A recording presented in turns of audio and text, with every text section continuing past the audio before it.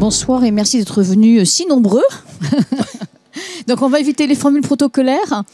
Mais néanmoins, merci au gouvernement et au cluster maritime de nous avoir confié cette mission de présenter la session éducation. On aurait aimé qu'il y ait beaucoup plus de personnes sensibles à ce sujet. Donc nous avons un déroulé à vous proposer, un mot introductif du directeur des affaires maritimes, ensuite un devoir pour le parcours éducatif mer, qui est un dispositif pionnier et encore expérimental, et dont l'approche intégrée du genre est vraiment une singularité. Puis un clip d'un des modules du parcours, donc un enregistrement d'une sortie éducative à l'îlot Bailly. Ensuite c'est la Polynésie qui va s'exprimer grâce à Anne Maille, qui va nous présenter le projet d'air marine éducative polynésien. Ensuite, nous avons un autre film qui est original et qui est intitulé « Il était une fois la vie de la mer à la mer ». M-E-R-A-M-E-R-E. Et puis, on aura un tout petit clip court de Catherine Chabot, qui va, la navigatrice et la députée européenne, qui va introduire Océan bien commun de l'humanité, que Francis Vallat, ici présent, viendra commenter, et on pourra discuter avec vous dans la salle des questions qui sont sous-jacentes. Voilà. Donc on va commencer par le premier intervenant. C'est monsieur le directeur. Jean-Luc, merci, à toi. Alors, j'interviens à votre demande pour parler de votre projet, et je commencerai déjà en vous remerciant de votre investissement, en particulier à tous les deux. Je sais que vous n'êtes pas tout seul. Parce que si effectivement ces actions de sensibilisation auprès des jeunes, moi qui suis un vieux routard de l'outre-mer et que j'ai pu constater que sur tous les bassins, celui que je découvre du Pacifique, celui des Antilles que je connais un petit peu plus, les Iliens ont une tendance naturelle à tourner le dos à la mer, qu'il faut les pousser pour qu'ils regardent la mer. C'est tout un sujet des enjeux des assises que nous menons depuis ce matin, grâce au cluster et au gouvernement et son membre en charge en particulier. Je voyais qu'il était. Et donc, il faut commencer par là. Et c'est vrai que cette expérience me permet de voir que c'est la même problématique. Et c'est pour ça qu'il faut souligner l'importance et vous remercier pour votre implication sur ce domaine particulier. Vous m'avez demandé de vous parler de comment vous pouvez réaliser vos actions et grâce à quoi. Grâce à un fonds qui a été créé par le secrétariat d'État chargé de la mer, qui s'appelle le Fonds d'intervention maritime, parce que c'est bien d'avoir de la bonne volonté, d'être impliqué, mais si vous n'avez pas les moyens matériels, on n'ira pas loin. Donc c'est un fonds qui a été créé en 2022 par, à l'époque, Annick Girardin, qui a été repris par Hervé Berville, d'une quinzaine de millions d'euros, hors tout format de subvention habituel, pour des actions concrètes qui ne rentrent pas dans les cases, pour certains territoires qui sont éligibles, des aides européennes, pour d'autres qui sont justement pas éligibles à des aides européennes. 15 millions d'euros en 2022, reparti sur 15, augmenté 16, 17, peut-être même 18 pour 2023. Environ 200 dossiers. En 2022, on s'était plaint, puisque j'étais déjà en Outre-mer, qu'il n'y avait pas un quota positif quasiment pour les Outre-mer. Parce que le pourcentage de dossiers qui avait été retenu pour les Outre-mer était pas tout à fait proportionnel. Alors on peut prendre plein de critères, la population, on va pas prendre les 24,5 millions de kilomètres carrés, parce qu'alors là, on aurait tout donné à la Nouvelle-Calédonie. Mais on a insisté et le cabinet nous a entendus. Il n'y a pas eu de quota, mais il était entendu qu'il y aurait une priorité importante donnée aux départements et aux territoires d'outre-mer. Il y a eu à peu près 150 à 200 dossiers proposés, présentés sur la totalité de la France hexagonale et ultramarine. J'ai été très surpris, c'est un des premiers dossiers que j'ai eu à à gérer quand je suis arrivé il y a un petit peu plus de 5 mois, il y avait 14 dossiers présentés en Nouvelle-Calédonie. Il n'y a aucun territoire d'outre-mer, même d'autres qui sont dynamiques, je les regarde, qui n'avaient proposé autant de dossiers. Ce n'est pas parce qu'on propose des quantités qui sont tous de qualité, et je sais bien que mes amis tahitiens, tous leurs dossiers étaient par principe de qualité.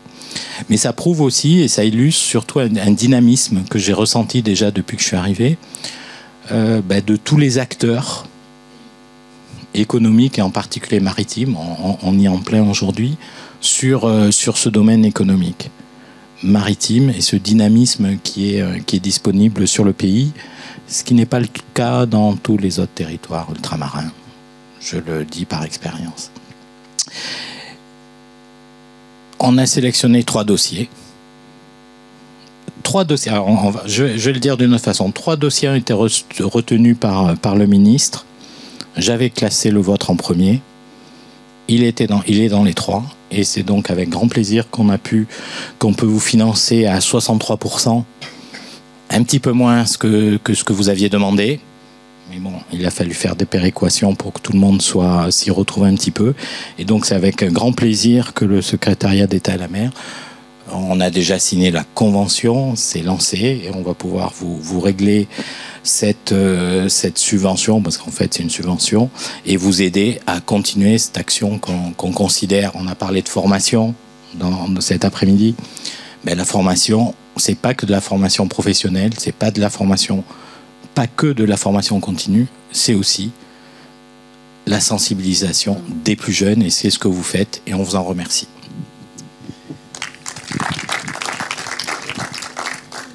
Alors, merci beaucoup de cette belle annonce qui va nous aider. Donc, on va commencer, parce qu'on a un peu de temps, mais pas trop, on a beaucoup de choses à vous dire, et on va commencer par le premier PowerPoint qui va présenter en 2 voix, comme l'a dit Véronique. Voilà. On se met par là. Alors, le parcours éducatif mer calédonien en 2022-2023, et avec une phrase que Véronique a trouvée, je la lis: enseigner la mer en naviguant vers l'égalité. Diapositive suivante. Donc, la première chose, c'est que, effectivement, ça a été dit, le manque d'acculturation ou la nécessité d'une acculturation nous est apparu parce qu'il y a des connaissances qui sont rarement transversales sur l'océan. Or, l'océan pose des questions qui sont complètement transversales et qui sont donc des pans entiers de savoir en matière scientifique, économique, administrative, juridique, environnementale, technologique, éthique, sont trop ignorés, et notamment sur les métiers du maritime.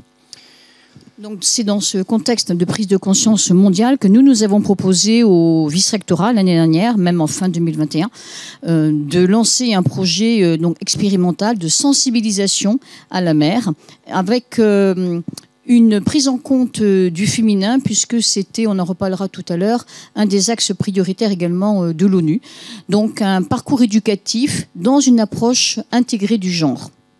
Et je précise que l'appel d'offres du film précisait justement de travailler sur le rôle possible des femmes.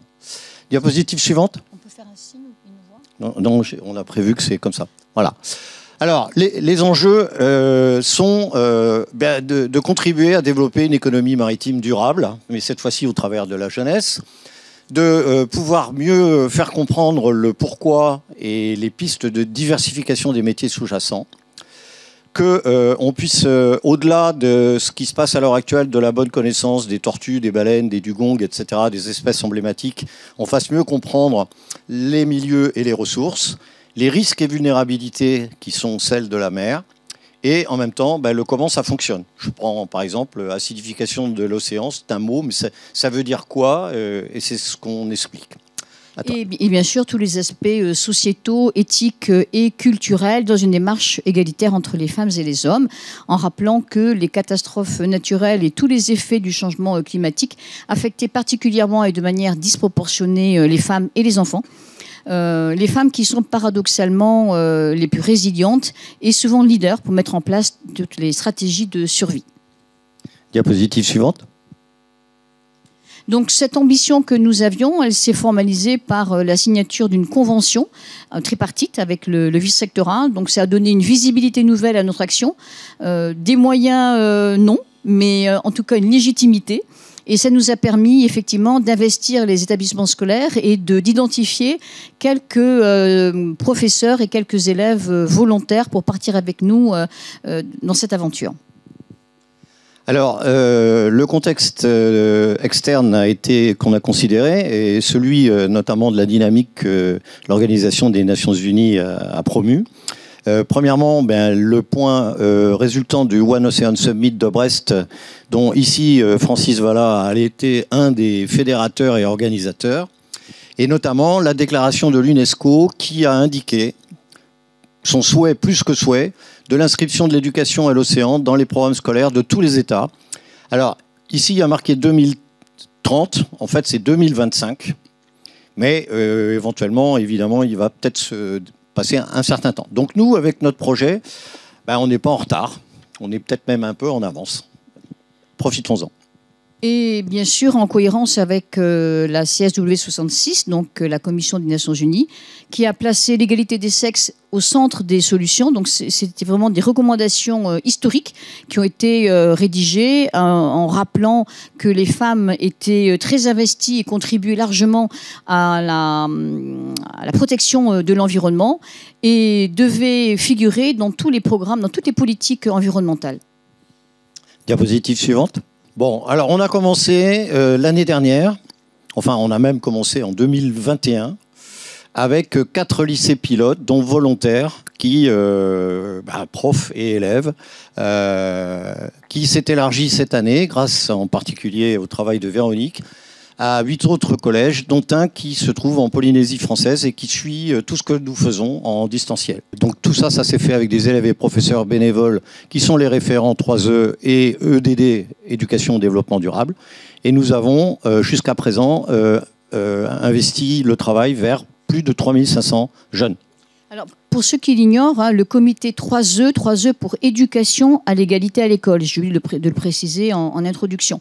Donc, nos grandes séquences, eh bien sûr, c'est le focus sur les métiers, les opportunités de métiers dans une déclinaison féminine à 50%.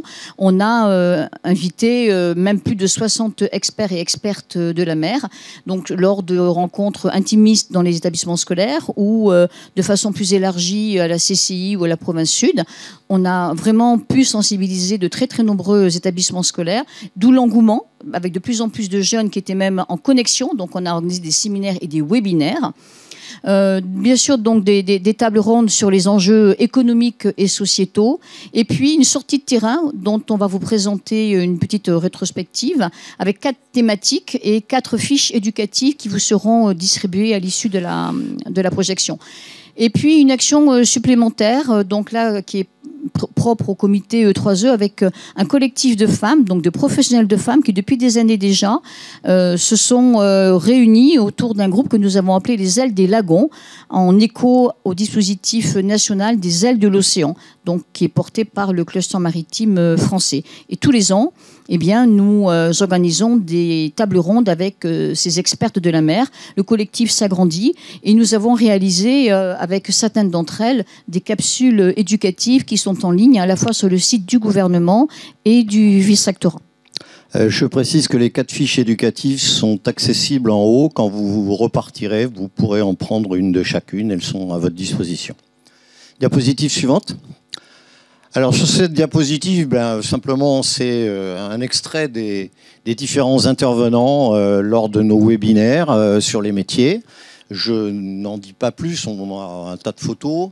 Par contre, si vous pouvez cliquer dans la partie blanche en haut, on doit accéder à une petite vision, un des clips. C'est une des capsules réalisées par c'est Nelly Wabet.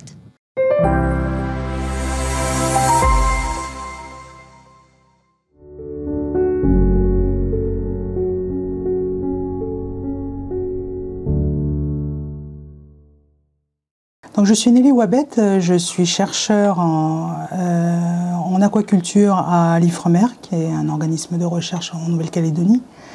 Je travaille plus en appui, dans des programmes de recherche, en appui au développement de l'aquaculture en Nouvelle-Calédonie.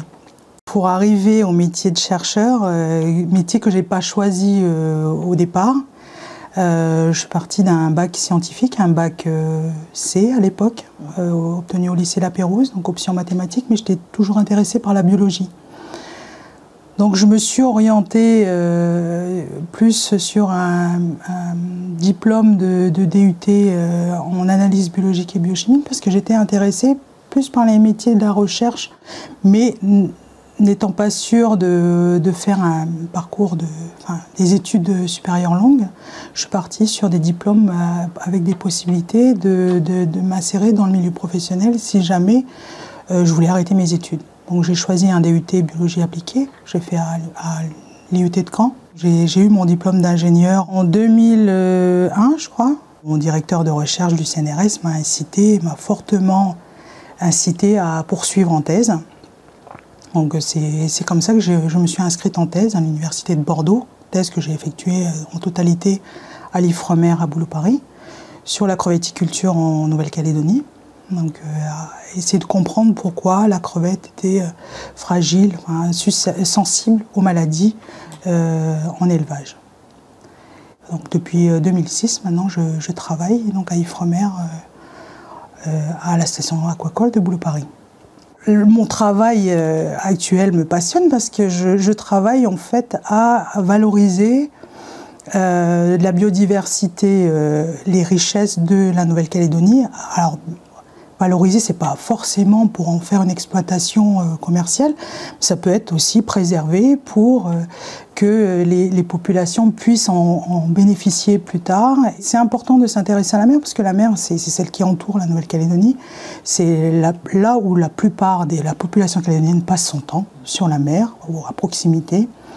Et il y a énormément de richesses, énormément de choses qu'on ne connaît pas encore. Alors moi je fais de la recherche et je suis chercheur, mais dans l'équipe, dans le milieu de la recherche, il y a tous les métiers autour de la mer, que ce soit la maintenance, le développement informatique, l'acquisition, la base de données, les analyses au laboratoire, technicien de laboratoire, dans toutes les spécialités, que ce soit physique, modélisation, biologie.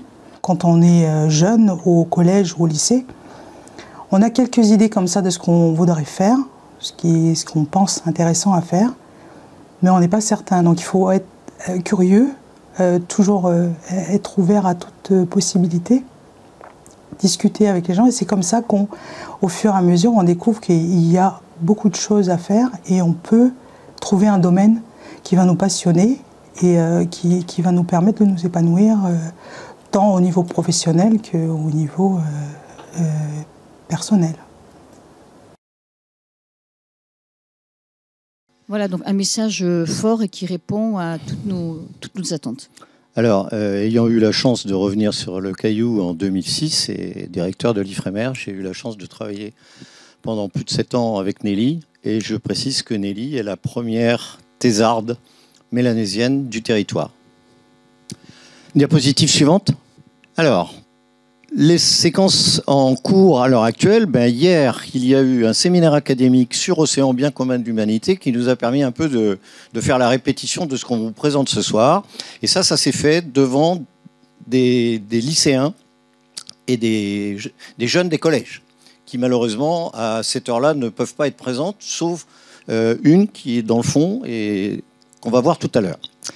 On a la séquence éducation-sensibilisation à la mer des premières assises, c'est ce qu'on est en train de faire en ce moment avec vous. Et puis vendredi, il y aura une séquence Blue Tech de la French Tech, où justement, derrière notre parcours, derrière les thématiques en particulier de la sortie Bailly, on va faire un petit parcours éducatif ludique avec la jeunesse. À venir. Et à venir, donc, la présentation lors des Assises nationales de l'économie maritime de Nantes, une contribution à la réunion annuelle des clusters maritimes d'outre-mer à Paris, un déplacement qui est prévu en Polynésie début 2024, certainement en janvier, et la préparation d'un programme 2024 et au-delà grâce aux subventions du FIM. Diapositive suivante. Alors, bien sûr, au-delà des métiers, des opportunités de métier, on a toujours gardé en toile de fond les questions de résilience et d'avenir durable, en mettant en avant toutes ces femmes, ces combattantes, dont vous avez pu découvrir ce matin trois portraits. Vous les avez, ils étaient exposés. Ce sont 3 tableaux qui ont été réalisés par des élèves, justement, sur ces femmes clandestines qui ont embarqué travesties en hommes. Donc il y a eu tout un travail éducatif sur l'exclusion des femmes en mer. Et puis, bien sûr, des femmes qui aujourd'hui sont des navigatrices d'exception, des expertes, des professionnels de la mer. Donc on a vraiment essayé d'aborder de façon très très large l'implication des femmes, la détermination surtout des femmes pour investir cet espace qui leur était longtemps interdit. Diapositive suivante. Ça, c'est un peu le parallèle vis-à-vis de l'océan. C'est aussi la question d'enseigner la mer pour un océan qui soit humain, qui soit résilient et durable. Et ici, il n'y en a que 12, mais il y en a plein d'autres, qui sont des services que l'océan nous offre, qui sont illustrés ici, et qui font partie du parcours éducatif et de ce que l'on essaie d'apprendre à la jeunesse calédonienne. Diapositive suivante, ça doit être la dernière. Alors, donc demain, un monde plus durable, plus inclusif et bien sûr plus pacifique. Une vie et un océan donc à l'abri des violences, en renforçant tous les cadres normatifs, juridiques et réglementaires, tout en sensibilisant et en responsabilisant toutes les populations. Alors, pour que l'Océanie puisse espérer atteindre ses objectifs de développement, on a considéré qu'il était impératif que les femmes et les filles aient la possibilité de participer pleinement et sur un pied d'égalité à l'économie de la région, nos ailes des lagons, et on a des femmes particulièrement dynamiques ici, et c'est bien. Et cette atteinte-là suppose un océan bien commun dont on va justement parler, que nous aurons su préserver dans l'intégralité des services qu'il nous offre, dont une douzaine vous a été présentée précédemment. Voilà pour cette intro de notre parcours éducatif. Et ce qui est important pour nous à retenir, ce qui est rassurant, c'est de voir qu'on a multiplié par 3 le nombre d'établissements inscrits, uniquement par le bouche-oreille, c'est-à-dire que ce sont les professeurs et les élèves qui eux-mêmes ont parlé, puisqu'initialement, à la volonté du vice-recteur, ça devait rester un projet assez intime et expérimental. Mais il y a eu un très fort engouement. En plus des non inscrits dans les programmes, donc ça veut dire que ce sont des professeurs volontaires et des enfants qui sont d'accord pour venir à nos webinaires et participer. Donc c'est encourageant.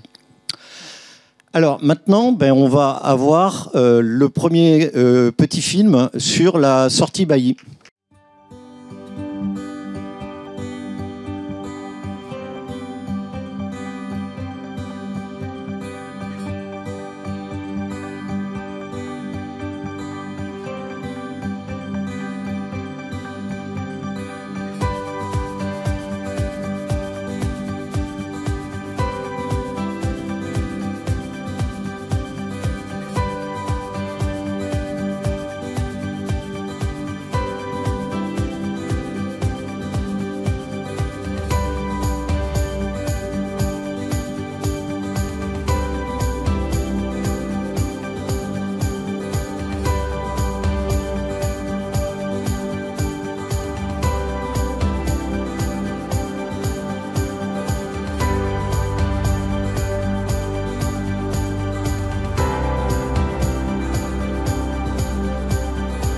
Cette sortie éducative, c'est de la parfaite illustration de toutes les actions que nous avons pu mener tout au long de l'année dans le cadre du parcours éducatif mer, cofinancé par le FIM. Et notre mission, c'était de sensibiliser les jeunes aux enjeux maritimes dans une approche intégrée du genre, donc pour renforcer surtout la mixité des filières de formation dans le secteur maritime. Et vous l'avez vu aujourd'hui, nous avons convoqué 2 scientifiques femmes et 2 scientifiques hommes.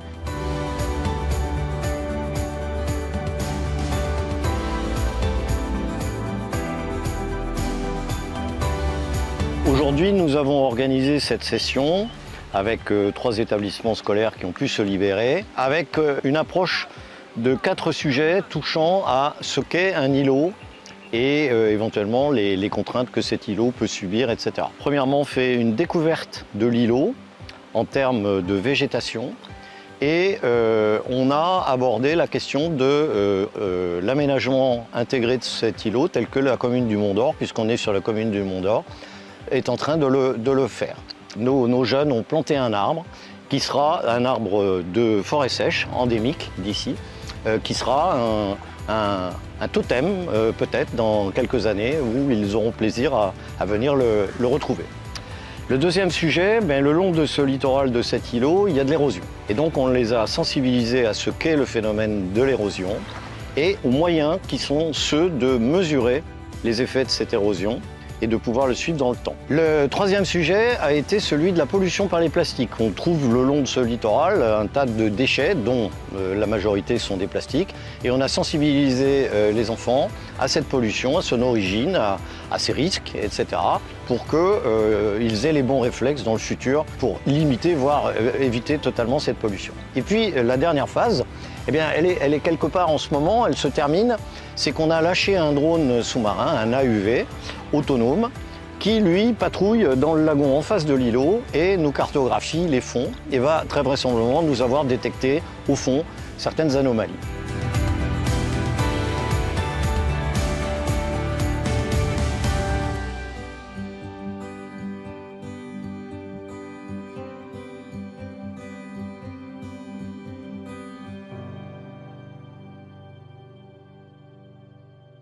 Notre rôle dans le parcours mer, eh bien, évidemment, c'est d'éduquer, sensibiliser les jeunes à la biodiversité en lien avec le milieu marin. Donc ça peut être du sous-marin ou du terrestre, littoral, comme ici sur l'îlot Bailly.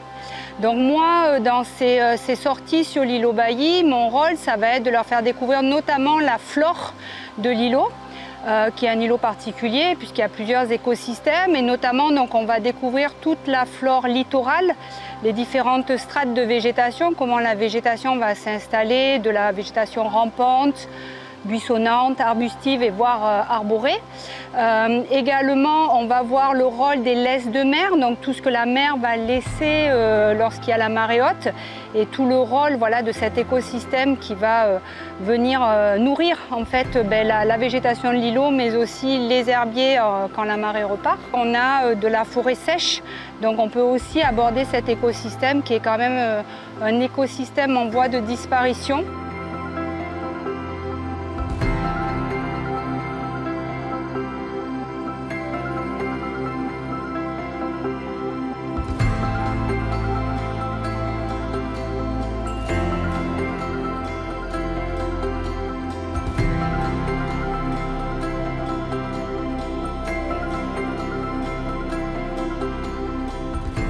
Donc l'idée c'est de leur ouvrir un petit peu voilà, les yeux sur ce qu'ils n'ont pas trop loin et qu'ils apprennent à mieux regarder pour mieux protéger en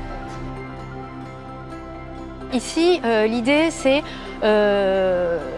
de transmettre aux jeunes en fait une connaissance, une meilleure compréhension des phénomènes qu'ils peuvent observer tous. Ils ont observé ces phénomènes. Tout à l'heure, une jeune fille nous parlait de ce qu'elle observait sur un terrain bourraqué. Ils ont observé ces phénomènes d'érosion sur les plages calédoniennes. Donc c'est donner un peu une explication de ces phénomènes et puis en même temps leur montrer qu'il y a des outils, des méthodes qui peuvent être mis en place, des outils très simples à mettre en œuvre pour suivre ces phénomènes. Donc là, c'est ce qu'on a fait avec eux. On a implanté des stations, des bornes et on a fait ensemble, on a réalisé des profils de plage. Donc on implante des transects sur le littoral, donc qui sont perpendiculaires à la plage. Et puis le long de ces transects, en fait, on réalise des mesures à l'aide d'un cadre. Et puis avec cet instrument qui est très facile à utiliser, c'est tout simplement un instrument en PVC avec 2 mires coulissantes, un niveau à bulles. On mesure la dénivelée le long d'un profil. Voilà, les élèves viennent d'expérimenter et franchement, ils ont pris en main l'outil très rapidement.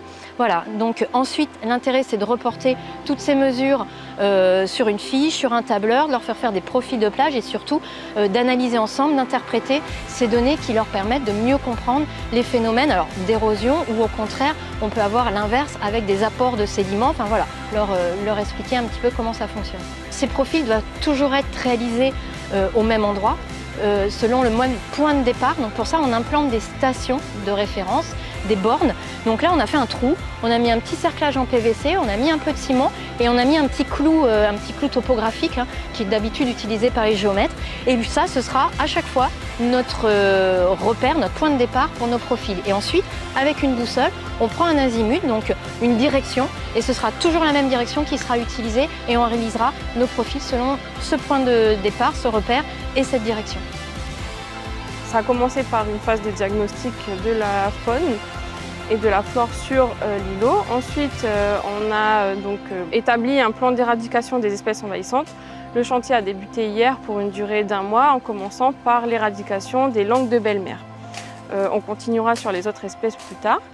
Et après cette phase d'éradication, on entame la phase de restauration et de replantation avec essentiellement des plantes de forêt sèche et uniquement des espèces qui sont présentes sur cet îlot. Donc aujourd'hui, on a souhaité faire une plantation symbolique d'un acropogon, du coup, Bullatus, qui est présent sur l'îlot naturellement, qui avait été inventorié il y a quasi 20 ans de ça sur l'îlot. Et donc cette plante, c'est voilà, l'emblème de la sortie d'aujourd'hui.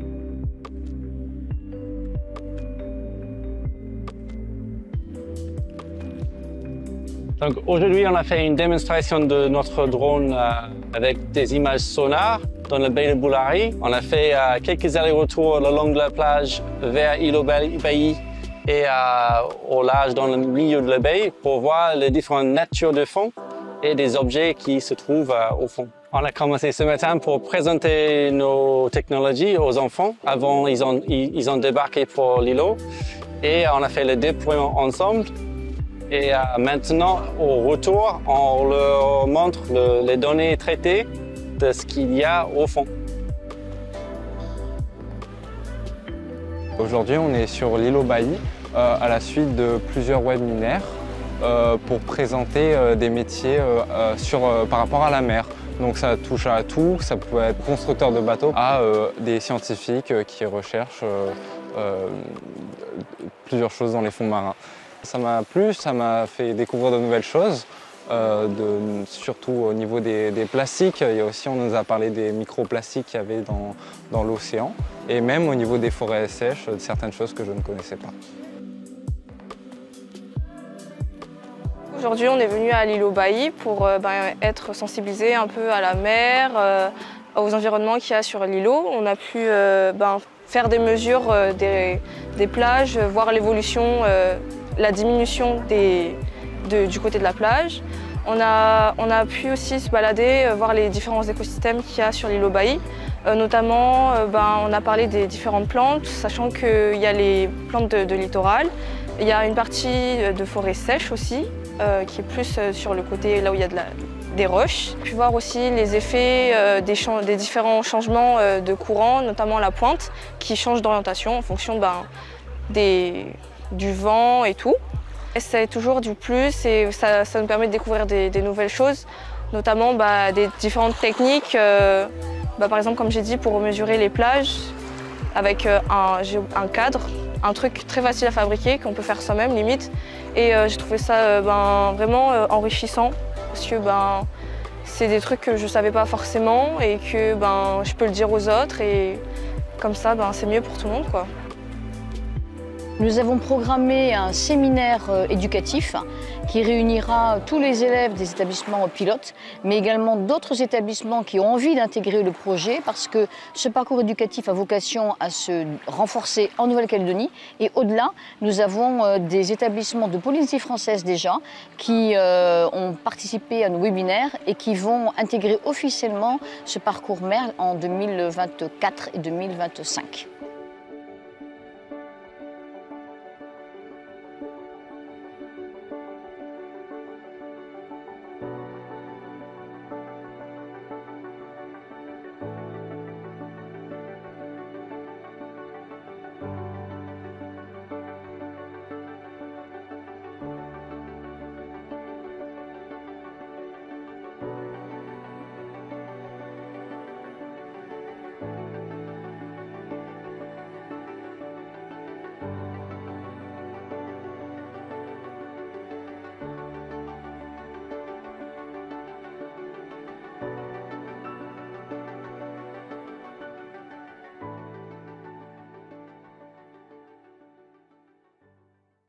je peux y aller, simplement de préciser une chose, c'est que les fameux cadres topo que vous avez vus, eh bien, ce sont les élèves qui les ont fabriqués. Donc, ils ont fabriqué leur matériel et ensuite ils l'utilisent sur le terrain. Ça leur permet aussi de bien mieux comprendre et d'être partie prenante. Voilà. Et ça, c'est grâce au lycée du Mont d'Or en particulier que nous avons pu atteindre cette petite réussite. Et, oui, ce film-là, il se veut aussi éducatif. Hein. C'est pour ça qu'on a tenu à ce qu'il y ait des explications qui soient à nouveau données aux jeunes, parce qu'il va circuler dans tous les établissements scolaires. On a pu inviter qu'une 50aine d'élèves, mais ce clip-là sera à disposition de tous les professeurs pour justement les inviter à collaborer l'année prochaine. Donc ça reste maintenant un support vraiment éducatif. Et bon, on a juste un loupé, enfin en tout cas un scientifique, c'est quelqu'un qui cherche des choses, mais bon, ça suscite quand même des vocations. Il n'y a pas de problème. Donc maintenant, on va passer le diaporama de Anne-Maï Doshi sur les aires marines éducatives. Donc je représente le cluster maritime de Polynésie française et je vais donc vous présenter un dispositif qui a été inventé en Polynésie, précisément sur cette île qui s'appelle Wappo et qui est une des 6 îles de l'archipel des Marquises, donc l'archipel le plus septentrional dans notre ZEE, et encore plus précisément dans une commune qui s'appelle Hakahetau. Et donc voilà, ce sont les aires marines éducatives. Donc une aire marine éducative, qu'est-ce que c'est? C'est une aire marine qui est gérée par les élèves. Donc ça a été créé, comme je vous ai dit, à Hakahetau à Wappo en 2012. Et c'est un dispositif qui a beaucoup plu, à tel point qu'il a été repris au niveau national et qu'il a été labellisé. Et donc le petit poisson en tressage qu'on a vu sur le drapeau tenu par les élèves dans la première slide, c'est le label Aire Marine Éducative, qui est donc aujourd'hui un label national. En Polynésie, il existe aujourd'hui 31 établissements, 34, pardon, qui travaillent sur des aires marines éducatives, qui ont mis en place des aires marines éducatives. Donc ça peut être aussi bien des écoles et des collèges, mais aussi des instituts, le centre des jeunes apprentis. Voilà, c'est pas simplement limité aux écoles et aux collèges. Et il peut y avoir un continuum entre établissements, comme j'expliquerai tout à l'heure. En tout, en France et dans les Outre-mer, on a plus de 1000 projets sur les aires marines éducatives. Alors, ces aires marines éducatives, elles s'inscrivent dans le référentiel EduScol. C'est devenu, comme c'est un label, c'est devenu quelque chose d'assez normé, d'assez technique. N'importe quel projet de gestion d'un espace maritime ne peut pas s'appeler aire marine éducative. Donc, elle s'inscrit dans l'école comme lieu d'engagement et de la transition écologique. Ça, c'est le référentiel EduScol, avec 3 critères. L'éducation au développement durable et à la protection des ressources marines. L'innovation, apprendre et enseigner autrement, c'est-à-dire que c'est un projet qui permet de sortir de l'école et d'apprendre sur le terrain. Et en 3e lieu, c'est un projet qui permet de développer l'attractivité des métiers de la mer, puisque en étant sur le terrain, sur leur espace géré, les enfants découvrent différents types de métiers. Autour d'une aire marine éducative, donc une aire marine gérée par les enfants, par les élèves, pardon, on a différents types d'acteurs. On a évidemment des élèves, puisque ce sont eux qui sont les gestionnaires de l'espace maritime, dès 3 ans, c'est possible dès 3 ans, mais majoritairement, on a affaire à des cycles 3 et 4, donc plutôt des écoles et des collèges. D'autre part, on a les enseignants, notre direction générale de l'éducation et de l'environnement de Polynésie française, qui gère maintenant le label Aire Marine Éducative pour la Polynésie. On a l'État, avec l'Office français de la biodiversité. On a les scientifiques. Donc, par exemple, chez nous, on a le bureau d'études Créocéan, qui est très impliqué dans les AME. Mais comme je vous ai dit, ça s'est développé en métropole aussi. Donc, il y a d'autres instituts scientifiques qui travaillent sur les AME en métropole.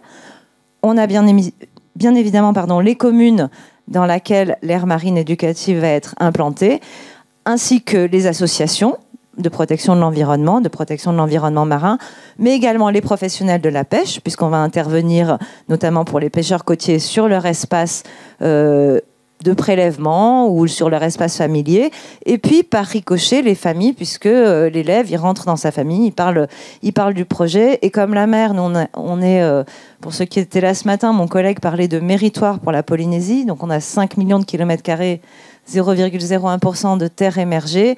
On est dans l'océan, sur l'océan. Donc la mer, ça parle à tout le monde. Et un projet comme ça, quand on rentre dans sa famille le soir et qu'on parle de ce qu'on fait à l'école et au collège, ça parle à tout le monde. Donc finalement, c'est tous ces acteurs-là qui sont impliqués dans le projet qui conserve son référentiel EduScol, Éducation nationale. Est-ce qu'on peut passer à la slide suivante, s'il vous plaît? Alors voilà, techniquement, comment on fait pour créer et gérer une aire marine éducative? Donc c'est un procédé qu'il faut respecter, c'est ce que je vous disais, puisqu'il faut respecter les 3 piliers du processus de labellisation pour obtenir ce label. Ces 3 piliers, je vais commencer par là, c'est connaître, vivre et transmettre la mer. Donc ça va être notamment validé par notre direction générale de l'éducation et de l'enseignement et au niveau de l'État par l'Office français de la biodiversité. Connaître, c'est condition sine qua non que soit réalisé avec les scientifiques un état des lieux écologiques de la portion de littoral qui va être choisie par les élèves. Vivre, il faut absolument qu'il y ait des animations et des ateliers pédagogiques et que ce programme soit conçu sur la durée. Donc, c'est-à-dire minimum 1 an et en général 1 an puisqu'on passe de classe en classe. Avec, je ne l'ai peut-être pas écrit ici, mais peut-être plus haut, avec aussi obligatoirement des mises à l'eau. C'est-à-dire que ce n'est pas juste regarder ou faire des animations sur le terrain sans mettre les pieds dans l'eau. Non, il faut aller dans l'eau, comme on peut le voir il faut vivre la mer. Et enfin, transmettre la mer, c'est faire en sorte que les enfants, comme on voyait la jeune fille le dire sur la vidéo présentée par Lionel, soient des vecteurs de tout ce qu'ils ont appris et qu'ils le transmettent autour d'eux, à leurs amis, à leur famille. Alors concrètement, on a plusieurs étapes pour créer une aire marine. J'ai mis les étapes obligatoires en bleu lagon, là-haut. En premier lieu, chaque année, on a un appel à manifestation d'intérêt qui émane de notre direction générale de l'éducation et de l'environnement, qui est ouverte à tous les établissements en Polynésie. Répondre qui veut, et en général, il y a beaucoup de demandes. Les établissements qui ont été choisis, la classe qui a été choisie, demandent aux élèves de choisir le site qu'ils voudront ensuite gérer et étudier. Donc ce sont vraiment les élèves, ils font un vote à l'intérieur de la classe, puisque près de l'école ou près du collège, il y a forcément une bande de littoral, donc ils peuvent vouloir aller là ou là ou là, mais in fine, ce sera le choix des élèves. Ensuite, les élèves doivent écrire au Tavana pour lui demander s'il est d'accord pour créer une AME là-dessus. Et le Tavana, le maire, doit répondre favorablement. Donc ça, c'est le critère numéro 1. Ensuite, avec les scientifiques, est réalisé un diagnostic écologique, donc un point zéro de l'espace maritime qui va être géré par les élèves, avec méthodologie, le matériel utilisé, les cartos, les espèces rencontrées lors du point zéro. Ensuite, les élèves réalisent avec leurs enseignants une charte d'engagement sur ce qu'ils vont faire, telles animations, tels engagements pour la protection.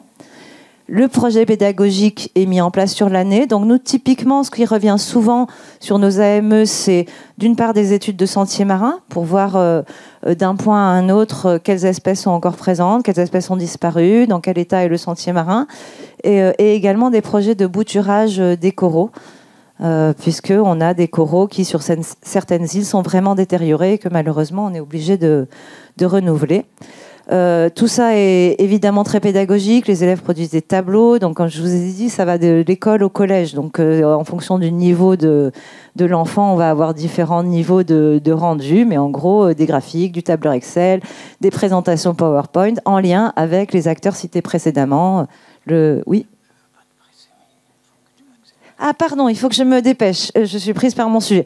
Bon, donc je vous laisse lire. Un autre point important, les élèves montent un conseil de la mer, voilà, 2 fois par an, où ils reçoivent leurs partenaires, ils présentent leur tableau de bord et donc, en résultat, puisque comme c'est des projets, on a des objectifs et donc on a des résultats, les scientifiques ont validé le fait que les états numéro 1 qui sont en train d'être faits avec les points zéro, après les points zéro, montrent une amélioration de l'état des récifs à l'endroit où les AME ont été créés. Les AME sont devenus une marque déposée à l'international. Voilà, la propriété est celle de la Polynésie française et de l'État français. Donc c'est pour ça que je disais il faut un certain nombre de critères techniques. Et on est en train de déployer un réseau qui comprend aujourd'hui Wallis et Futuna, Fidji, Samoa et l'Australie. Je crois que j'ai une dernière slide et je vais aller très très vite. Alors ça c'est la cartographie des AME. Non, j'en ai peut-être ajouté 2. Donc voilà, il y en a une quinzaine sur Tahiti. Voilà, ça c'est l'organisation pour les enseignants. C'est ma dernière. Et je ne vais pas la détailler, je vais vous laisser la lire, mais c'est vraiment l'organisation formelle de la gestion d'une AME. Donc notre DG2E, notre département de l'action pédagogique et éducative, avec l'État, le COPIL, un groupe de travail. Et voilà qui sont les membres du COPIL, et voilà les 3 missions. Et, pardon, c'était mon avant-dernière, on a obtenu un financement à 3 ans. Voilà. Par le Fonds vert de l'État, c'est important, le Fonds vert pour la transition écologique a été lancé par le gouvernement central. Donc on va avoir sur un projet de 650 000 euros, il y aura 480 000 qui seront versés par le Fonds vert, le reste étant réparti entre le pays, la Polynésie française et l'OFB, donc aussi l'État, pour le programme qui est détaillé là, donc État écologique et création d'un lien terre-mer. Voilà, ce qui n'avait pas encore été le cas avec des vues aériennes. Enfin voilà, en dernière slide, vous avez une vue aérienne qui fait aussi partie des exercices régulièrement faits et présentés aux élèves. Est-ce que vous avez des questions? Non, on n'a pas de questions. D'accord. Merci Lionel.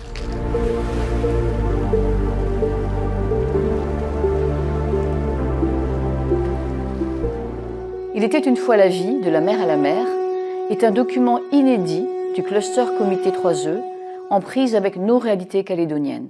Associant 2 experts, l'un de la mer, l'autre de l'égalité des genres, ce sont nos origines primitives marines qui sont au cœur de ce projet. Au fil du temps, les mers se sont peuplées d'étranges créatures qui ont fini par émerger sur une planète bleue. Sans l'océan, pas de pluie, et donc pas de vie sur la Terre. Et notre corps est constitué lui-même de plus de 65% d'eau salée. C'est un phénomène biologique étonnant qu'on retrouve dans nos veines, notre sang, notre sueur et nos larmes. Nos principaux organes vitaux, le cœur, les poumons et le cerveau, sont composés à plus de 80% d'eau. C'est dans une mer amniotique que nous avons vécu nos premiers mois de vie, comme tous les animaux terrestres qui ont connu une phase nautique. Et durant les 9 mois de la grossesse, une symbiose s'établit entre la mère et son enfant, dans une véritable petite maison aquatique de bien-être, nourricière et protectrice, qui permet la fabrication de tous les organes de ce petit être à naître. Tout embryon porte de chaque côté de la tête des ébauches de branchies. Cette eau source de vie originelle nous renvoie à la relation ambiguë et paradoxale, longtemps entretenue entre la femme et la mère. De la mer à la mer, c'est un équilibre bien fragile, dont les interférences humaines constituent sa plus grande menace. Nous sommes la mer, nous sommes l'océan est en nous.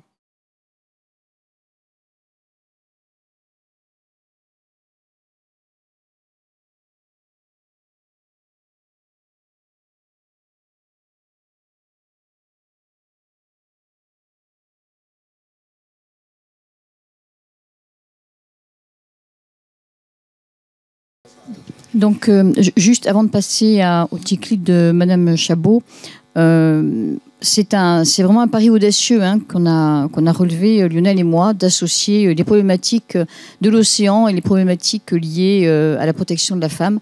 Mais je crois que le message est bien passé auprès des jeunes hier. Donc, on essaie de trouver tous les outils pour qu'il y ait vraiment cette conscience collective et dès le plus jeune âge, parce qu'effectivement, l'océan et la mer sont intimement liés. Voilà, donc c'est un projet qu'on a pu réaliser grâce, bien sûr, à certains financements, mais surtout avec la pleine confiance de tous nos partenaires. Donc on est heureux d'avoir vu aboutir ce projet. Le film a été finalisé hier matin. Oui, vous le découvrez. Hein. Il y a des imperfections, mais enfin. Maintenant, on a un petit message qui nous est adressé par Catherine Chabot. Catherine Chabot est une journaliste, navigatrice. C'est la première femme qui ait fait le tour du monde en solitaire à la voile. Et elle défend l'océan et notamment elle est députée européenne et elle porte la parole de l'océan auprès de l'Europe. Alors elle nous a adressé un tout petit mot pour nous et donc merci de passer le petit clip de Catherine Chabot, s'il vous plaît. Bonjour la Nouvelle-Calédonie, ici le Parlement européen à Bruxelles. Forcément, j'aurais bien aimé être avec vous, mais bon, il faut juste faire la moitié du tour de la planète pour venir vous voir. Et certainement un jour, je viendrai, mais j'espère avec mon bateau à voile.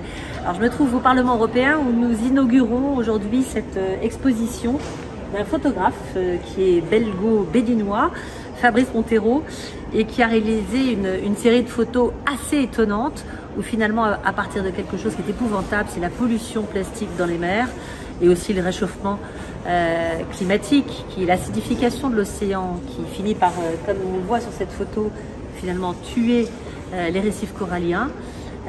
Il arrive à faire des photos magnifiques. Comment faire du beau avec du lait. Alors je suis là pour vous parler de l'océan comme bien commun de l'humanité. Moi je suis navigatrice, aujourd'hui députée européenne. J'ai vu des déchets en mer il y a une trentaine d'années dans mes traversées de l'Atlantique dès le début. Et mes tours du monde un peu moins, mais beaucoup sur mes traversées de l'Atlantique. Et c'est probablement l'origine de mon engagement. J'ai aussi compris quand j'étais gamine, parce que je pratiquais la plongée sous-marine, que la mer était vivante. Et c'est ce contraste entre une mer vivante, mais terriblement impactée par la pollution, le réchauffement climatique, les activités, etc., qui est à l'origine de mes engagements. Alors ça fait 20 ans, au travers de différentes missions, comme aujourd'hui au Parlement européen, que j'essaie de participer à ce qu'on connaisse mieux l'océan, le préserve mieux, beaucoup plus, qu'on développe des activités humaines en mer et sur le littoral beaucoup plus durables, et à ce qu'on ait une meilleure gouvernance mondiale, européenne, locale de la mer. Ça veut dire qu'on soit vraiment focalisé, que ce soit véritablement un enjeu majeur. Pourquoi l'océan comme bien commun ? En fait, l'océan que vous connaissez en Nouvelle-Calédonie et celui qu'on connaît sur les rivages de la Belgique, de la France, enfin de l'Europe continentale, c'est le même.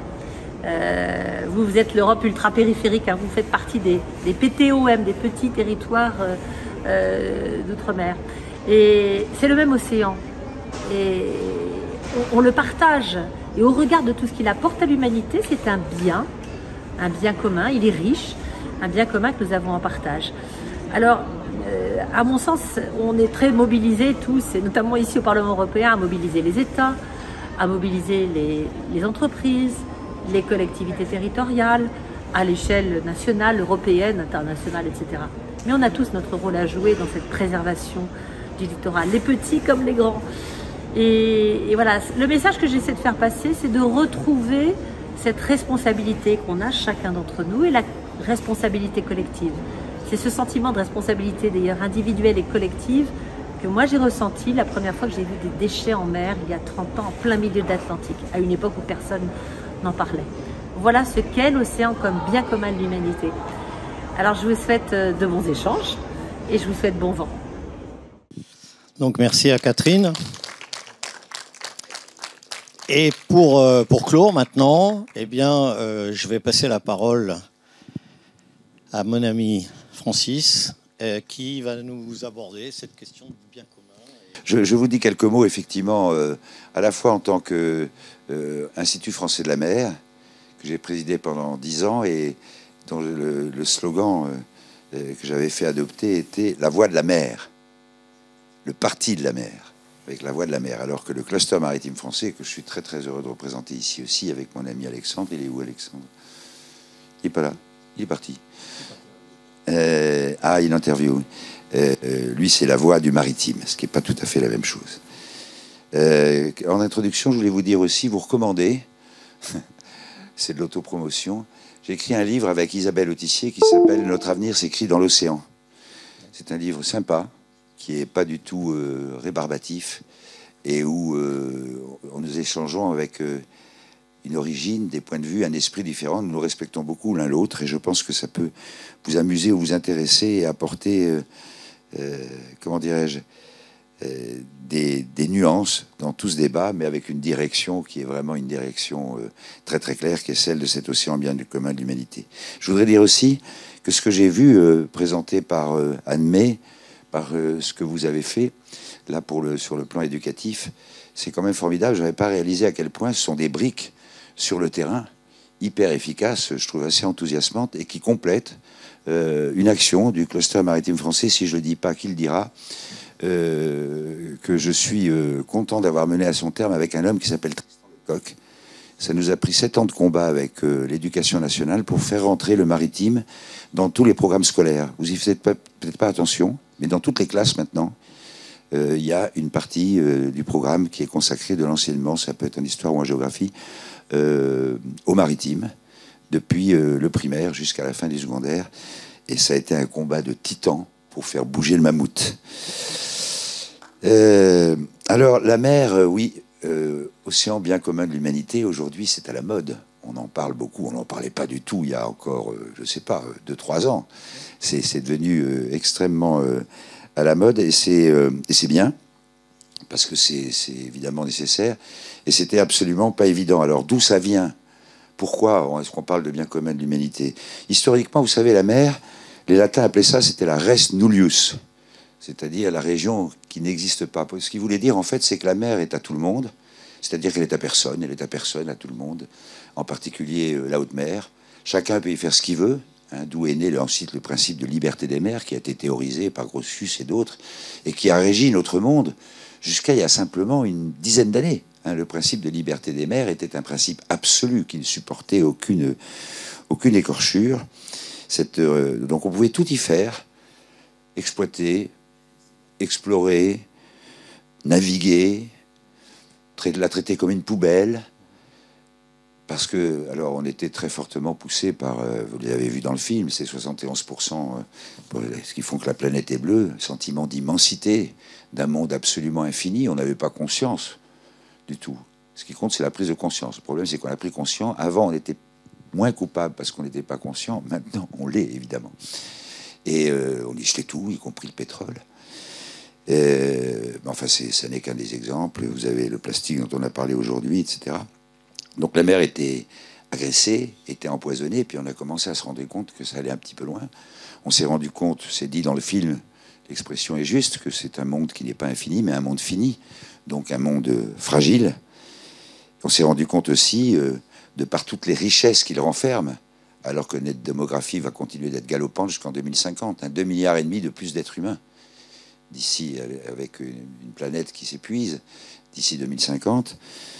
Donc la mer est une grande chance, l'océan est une grande chance, mais ce monde est vraiment un monde fini. Je vais prendre une autre image que la tienne, c'est presque la même, mais j'aime bien, c'est celle du carré. Si vous voulez, vous faites un carré, vous mettez toutes les mers du globe, y compris les fosses Mariannes, etc. Toutes les mers.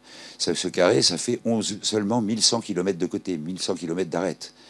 Donc c'est grand, mais c'est pas si grand que ça. On a découvert aussi, hier on en parlait, je ne sais plus si c'est 30 ou 40 ans, jusqu'à il y a très peu de temps, donc, à l'échelle de l'humanité, on était absolument convaincus. Aujourd'hui, ça vous paraît naturel, vous le savez, etc. Mais c'est à seulement 30 ou 40 ans, quoi. Hier, qu'il n'y avait pas de vie dans les grands fonds. Il y avait tellement de pression, donc pas de possibilité d'oxygène, pas de lumière, pas de photosynthèse. On ignorait même qu'il pouvait y avoir une chimiosynthèse, etc. Et puis c'est simplement donc, depuis une trentaine d'années qu'on a vu ces images dans ce monde inconnu. Je rappelle souvent, il y a eu quelques centaines d'hommes qui sont montés sur l'Everest, maintenant on doit être à 100 ou 200 qui sont allés dans l'espace. Vous en avez simplement moins d'une dizaine qui sont descendus à plus de 10 000 mètres de profondeur, mais qui ont pu prendre des images, etc., qui sont d'ailleurs absolument incroyables. Donc on a vu aussi qu'il y avait toute une vie qui était là, qui est une vie qui elle-même est hyper fragile, et qui probablement est une vie qui est indispensable à notre vie, comme l'océan l'est globalement. Et l'océan, il est constitué de toutes ces vies, et plus on l'agresse, plus on l'empoisonne, plus évidemment la nôtre après, donc ça peut être aussi une pétition égoïste, plus notre vie à nous sera menacée. Depuis que vous respirez, depuis que nous parlons, hopefully, une respiration sur 2 vient de l'océan. L'océan nous rend des services énormes, il absorbe, alors tu te dis 30%, je crois que c'est 25%, mais de tous les gaz nocifs, etc., ce qui est une très bonne chose. Mais en absorbant ça, il s'acidifie. Donc, quelque part, on scie la branche sur laquelle on est assis, etc. Bon. Donc il faut faire très attention à tout ça. Et on s'est rendu compte que comme cet océan, aussi bien sur le plan économique que sur le plan même de notre vie, au sens physique, physiologique du terme, était indispensable, ben, ça nous forçait à faire très attention. C'est d'ailleurs ce qui a créé des concepts comme développement durable, hein, le développement qui suppose, je m'excuse pour les quelques-uns qui étaient là hier, je me répète un petit peu, hein, qui est nécessaire à la vie des hommes d'aujourd'hui, hommes et femmes, il le fit, je précise, Véronique. Quand je dis homme, c'est homme et femme, il le fit, c'est le terme générique. L'océan, donc nécessaire à la vie des générations d'aujourd'hui. Ça, c'est la partie développement. Et la durabilité, ben, c'est les générations futures. Donc, c'est garder ce milieu qui nous permet de vivre. C'est le bien commun de l'humanité qui peu à peu est apparu, qui correspond à cette prise de conscience, qui s'accélère et qui s'accélère de manière concrète. Le premier signe a été à la Convention de Montego Bay au début des années 80, une illustration de ce bien commun de l'humanité qui vient par le bout à la fois économique et de l'équilibre du monde au sein même de l'humanité. La Convention de Montego Bay, s'intéressant déjà, sachant qu'un jour, probablement, la problématique des grands fonds marins deviendrait une problématique d'actualité, même si à l'époque, il n'y avait pas les technologies, la connaissance qui permettent aujourd'hui de l'envisager avec toutes les questions que ça pose. On y reviendra demain matin, là aussi, de préservation et de protection de l'océan, avait prévu, c'est une illustration parfaite du symbole de bien commun de l'humanité, que si un jour, grâce à des moyens technologiques, grâce à l'amélioration de la connaissance, on arrivait à tirer des richesses supplémentaires significatives. Alors on pense aux richesses minérales, mais pas simplement. Il y a toutes celles que vous connaissez, les richesses biologiques, la cosmétique, la pharmacologie, etc. Et que ces ressources étaient obtenues grâce aux moyens des pays riches, eh bien, il n'était plus tenable que ce bien commun de l'humanité ne profite qu'aux pays qui avaient les moyens d'y aller. Et donc, il a été prévu un mécanisme de ristourne de tout ce qui serait découvert en faveur des pays en voie de développement. Et ce n'est pas une pétition de principe. C'est aujourd'hui discuté, par exemple, à la IFM, à l'Autorité internationale des grands fonds. Ça a été très discuté. Vous avez tous entendu parler d'un traité très important qui a été signé l'année dernière et qui est en cours de ratification, qu'on appelle BBNJ, hein, c'est en anglais, Biodiversity Beyond the National Jurisdiction, c'est-à-dire la haute mer, en fait, hein, ce qu'on appelle la zone en droit international. Mais vous vous souvenez peut-être, vous l'avez peut-être vu à la télévision, entendu à la radio, que cette négociation extraordinairement importante pour notre avenir, pour la biodiversité marine, pour la protection de l'océan, a été prolongée de plusieurs mois, avec d'ailleurs pour certains une inquiétude que ce traité qui était discuté depuis plus d'une dizaine d'années ne soit jamais signé. Ça n'a jamais été mon cas. Moi, j'étais sûr, je savais déjà que le mouvement était tellement puissant qu'il le serait. N'empêche qu'il a fallu 6 mois supplémentaires. Et pourquoi ? Parce que les pays en voie de développement n'ont pas accepté ce qui leur était proposé par les pays développés comme ristourne au titre du bien commun de l'humanité. Et ces 6 mois supplémentaires, c'était une négociation bras de fer au cours de laquelle il a été donc prévu de ristourner plus aux pays en voie de développement de toutes les richesses, quelles qu'elles soient, et c'est en train de se travailler, et Dieu sait que c'est complexe, qui viendront des richesses, même si elles sont découvertes par des pays développés. C'est quand même une très belle illustration. Je dis au passage d'ailleurs, et c'est important, parce qu'on déprime tous, hein, je veux dire, l'état du monde aujourd'hui n'est pas propice à l'enthousiasme. Il faut qu'on fasse attention d'ailleurs vis-à-vis de nos jeunes, parce que ça veut pas dire de nos jeunes, parce que ça veut pas dire que c'est foutu. Honnêtement, il y a un tas de raisons d'être très très inquiet. D'abord, le dérèglement climatique, les menaces sur la planète, tous ces conflits que nous voyons, les divisions entre les hommes, l'universalité qui est remise en cause, les principes même d'universalité remis en cause, la montée des égoïsmes, des fascismes, etc., etc. Mais il y a aussi, il faut jamais l'oublier, des raisons d'espérer. Et je reviens à mon histoire de bien commun de l'humanité. Dans toute l'histoire du droit international, les historiens ou les juristes le savent, lorsqu'une convention internationale est signée, il faut en général beaucoup d'années pour la négocier. Quand elle est complexe, il en faut encore plus. C'était le BBNJ, par exemple, 15 ans. Et ensuite, il faut encore 10 ou 15 ans pour que ça ait une chance de s'appliquer. Parce qu'une fois que ça a été signé, ça n'a pas encore de valeur. Ça a une valeur quand X%, en l'occurrence 70% des États du monde, auront ratifié la signature dans leur parlement, etc. À ce moment-là, ça deviendra une obligation pour le monde entier. En général, ce processus prend à nouveau 10 ou 15 ans. C'est-à-dire qu'on pouvait tout à fait imaginer, conformément à l'histoire passée, et alors qu'on est dans un monde encore plus complexe, ça montre bien que tous les États, tout le monde a quand même conscience de la priorité de sauvetage de la planète.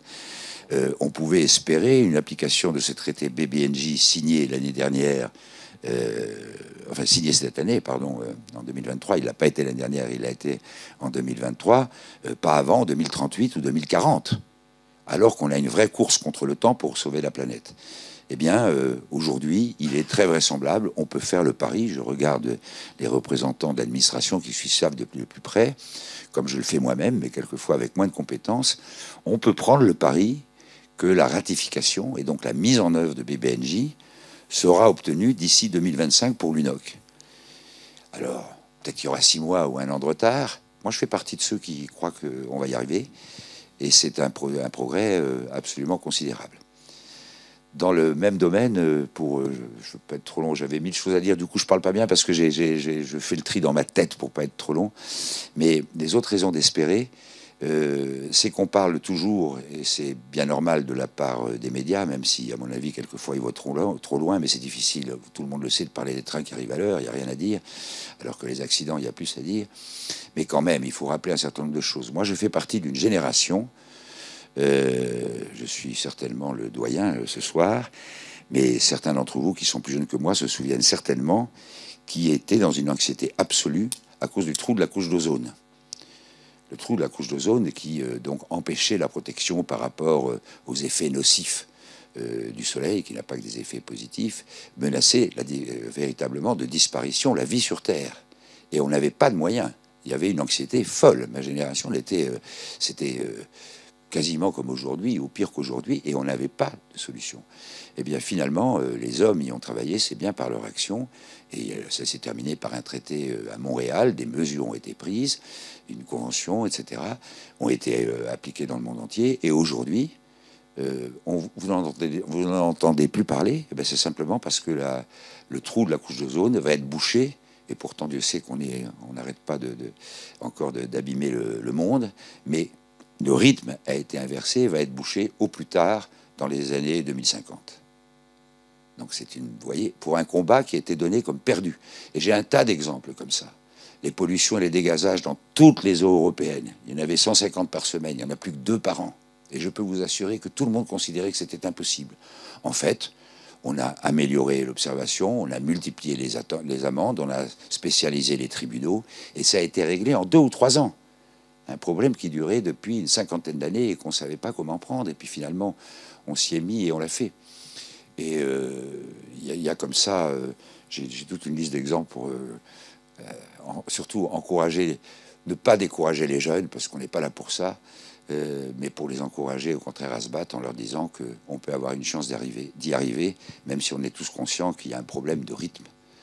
Et c'est un combat d'autant plus important que précisément la mer, on le sait maintenant, la prise de conscience est faite, est un bien commun de l'humanité. Et en plus, c'est un bien commun dont dépend non seulement, enfin c'est pas un bien commun simplement pour des raisons politiques, économiques, d'équilibre social, etc., mais dont dépend l'avenir de l'humanité. La connaissance nous a confortés, enfin enseigné d'abord et confortés dans cette évidence.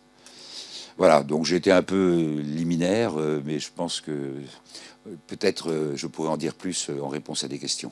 Voilà. Alors merci Francis. Tu as fait 15 minutes, c'est bien. Je te remercie.